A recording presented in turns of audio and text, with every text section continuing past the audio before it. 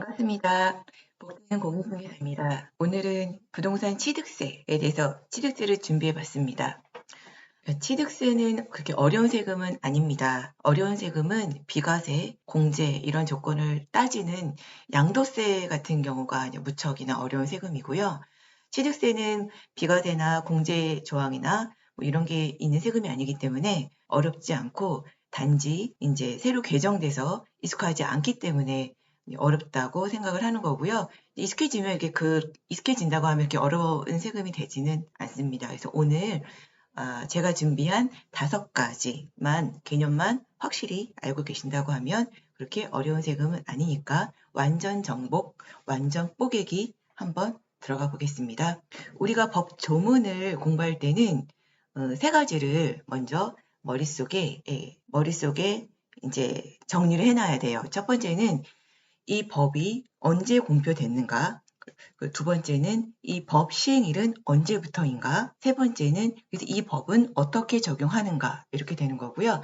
취득세 같은 경우는 작년 7월 10날 주거안전 대책, 정부에서 주거안전 대책을 발표하면서 공표가 됐고, 작년 7월 10일, 2020년 7월 10일에 공표가 됐고, 시행 시작은 2020년 8월 12일 날 시행했습니다. 이렇게 되고 이제 어떻게 적용하는가를 이제부터 보겠습니다. 취득세가 작년 7월 10일 날 발표한 정책은 이제 다주택자 투기 세력을 막기 위해서 발표한 대책인데 그중에 이제 취득세가 다주택자 법인을 겨냥을 했죠. 그렇게 돼서 기존에는 이제 개인 법인으로 나눈다고 하면 기존에는 1주택이든 2주택이든 3주택이든 주택 가액에 따라서 1에서 3%로 나뉘었습니다. 그러니까 6억 이하는 1%, 6억에서 9억까지는 2%, 9억이 초과가 되면 3% 이렇게 됐고 이제 법인이 주택 가액에 따라 1에서 3%였습니다. 이래서 이제 이것으로 해서 이제 투기 법인으로 해서 투기를 많이 하니까 개정을 했고 취득세가 이제 결국은 인상이 됐죠. 그래서 개인, 법인으로 나누면 개인 같은 경우 1주택은 기존처럼 주택 가액에 따라 1에서 3%고 2주택이 8%, 3주택 이상부터 12%, 법인도 12%입니다. 특히 이제 현물주시한 법인 같은 경우는 기존에는 취득세가 75% 감면이 됐었는데 그런 조항은 삭제가 됐습니다. 그러면 구체적으로 이 취득세가 어떻게 적용이 되는지 더 뽀개보겠습니다. 먼저 그러니까는 하나, 둘, 셋, 넷, 다섯, 5개, 6개 정도만 알면 취득세는 이제 정확하게 숙지가 된다고 보면 될 것 같고요. 먼저 첫 번째 1세대 1세대의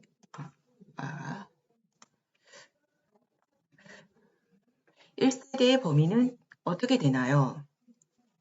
1세대는 원칙적으로 주민등록표에 함께 거주하고 있는 가족을 단위로 합니다.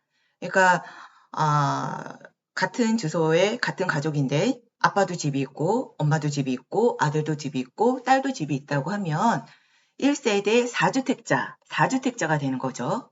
그래서 여기서 집을 더 추가한다고 하면 그 취득세가 12%, 3주택 이상자이니까는 12%가 부과가 됩니다. 여기서 이제 1세대의 그 배우자나 자녀, 그러니까 30세 미만인 미혼 자녀가 세대를 분리한다 하더라도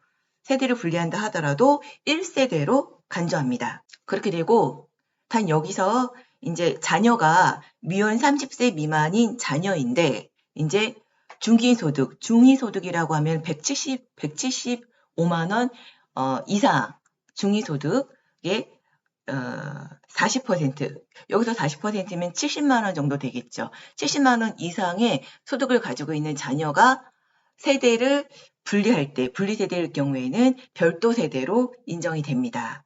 그렇게 되고 또 자녀가 65세예요. 나이 65세 이상인 부모를 동거봉양할 경우에 기특하지 않습니까? 이럴 때는 별도 세대로 인정이 됩니다. 그래서 이 세대 범위, 1세대 범위, 1세대 범위, 다른 걸로 이용해볼까요?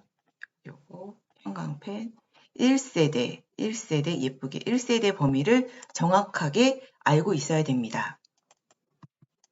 두 번째, 상속주택의 경우 주택수 계산 방식은 어떻게 되나요?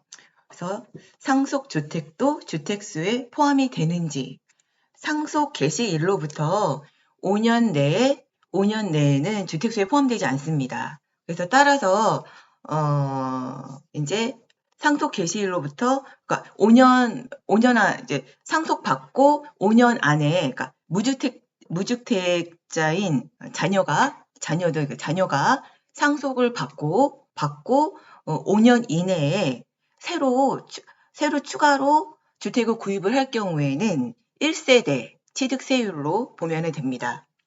그리고 상속인들이 공동으로 소유한 경우 주택수 계산 방식은 그러니까는 상속을 받았는데 상속인들이 여러 명이에요. 그럼 이 중에 이제 한 명한테 주택수가 들어가야 되거든요. 이럴 때는 상속 지분이 가장 큰 상속인한테 주택수가 가는 거고, 그리고 상속 지분이 가장 큰 상속인이 또 2명일 경우에는 그 해당 주택에 거주하는 사람한테 주택수가 들어가는 거고, 뭐 또 거주하는 사람이 또 여러 명일 경우, 이렇게까지 갈 경우는 거의 없지만 거주하는 사람이 여러 명일 경우에는 채연장자한테 주택수가 갑니다. 세 번째 질문, 분양권, 입주권 등도 주택수에 포함되나요? 포함된다고 하면 분양권, 입주권도 취득세가 중과되나요? 입니다. 입주권, 분양권도 주택수에 포함이 됩니다. 입주권은 진즉에 포함이 됐고, 분양권은 법 시행일, 그러니까 2020년 8월 12일 취득분부터 주택수에 포함이 됩니다. 근데 이 분양권, 입주권은 실체가 있는 게 아니잖아요. 그래서 주택수에는 포함이 되지만 취득세 과세 대상은 아닙니다. 특이하죠? 그래서 추후 이게 주택을 그러니까 완공이 다 돼서 그 주택으로 입주할 때 그때 취득세가 부과가 됩니다. 네, 다만 그 승계조합원 있죠. 그러니까 입주권 승계조합원은 그 입주권 취득 시점에 그 토지에 대한 취득세가 부과됩니다. 그래서 이거는 원시취득이기 때문에 원시취득에 해당하는 취득세율 2.8%가 부과가 됩니다. 다음 질문 넘어갑니다. 일시적 2주택자의 경우 취득세가 2주택자와 동일하게 과세가 되나요? 일시적 2주택자의 신규 주택에는 취득세가 중과세로 적용되지 않습니다. 그러니까 일시적 2주택자로 신규 주택을 취득할 경우에 우선은 그 1주택세율 1에서 3%로 신고하고 납부하면 됩니다. 근데 다만 종전주택을 처분기간 안에 이제 처분하지 않고 계속 보유를 한다면은 이제 과세가 가산세까지 해가지고 추징이 됩니다. 그렇게 하고 여기서 이제 중요한 거는 이제 종전주택, 뭐 신규주택이 조정이면은 그 처분기간은 1년이 되는 거 아시죠? 그리고 이제 종전주택이 뭐 조정주택, 신규주택이 비조정주택이면은 3년, 그 종전주택이 비조정주택, 신규주택이 조정지역이면은 3년 네, 처분하면 됩니다. 다음 화면 넘어갑니다. 증여할 경우에 취득세율은 어떻게 되나요? 강화됐습니다. 원래는 증여할 때는 취득세율은 유상이 아니기 때문에 취득세율이 3.5%로 따로 있습니다. 근데 이제 일부 분들이 이 증여로 너무 잘 활용을 하시니까 이번에 710 대책에서 증여할 때 취득세율이 강화됐고요. 그 내용을 이제 보면은 조정 대상 지역 내에 시가 표준액이 3억 원 이상일 경우에는 취득세율이 12%입니다. 여기서 이제 시가표준액 좀 어려운 단어가 나왔죠. 우리가 세금을 매길 때는 공시가격 기준으로 세금을 매깁니다. 근데 취득세는 지방세거든요. 그러니까 취득세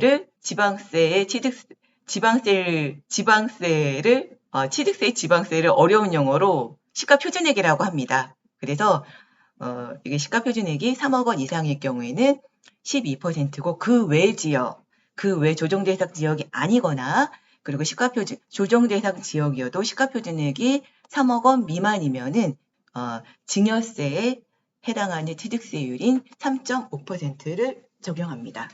여기까지 중요한 5가지만 알아도 취득세는 이제 정확하게 공부했다, 알고 있다고 보시면 되고요. 여기서 제일 중요한 것 또 마지막으로 하나 추가하겠습니다. 어떤 거냐면은 양도세 같은 경우는 내가 양도하는 주택 기준으로 보잖아요. 세율을 볼 때요. 근데 취득세는 아닙니다. 취득세는 내가 사는 거 기준으로 봅니다.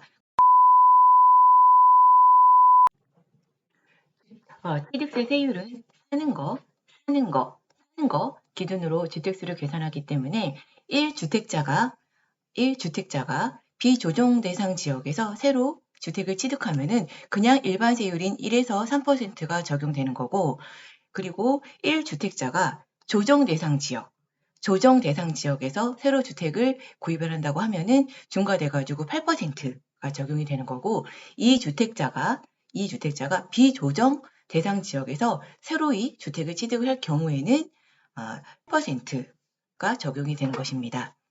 이상 취득세에 대해서 나름 뽀개서 공부해 봤고요. 제 이 영상이 많은 분들에게 도움이 되기를 바랍니다.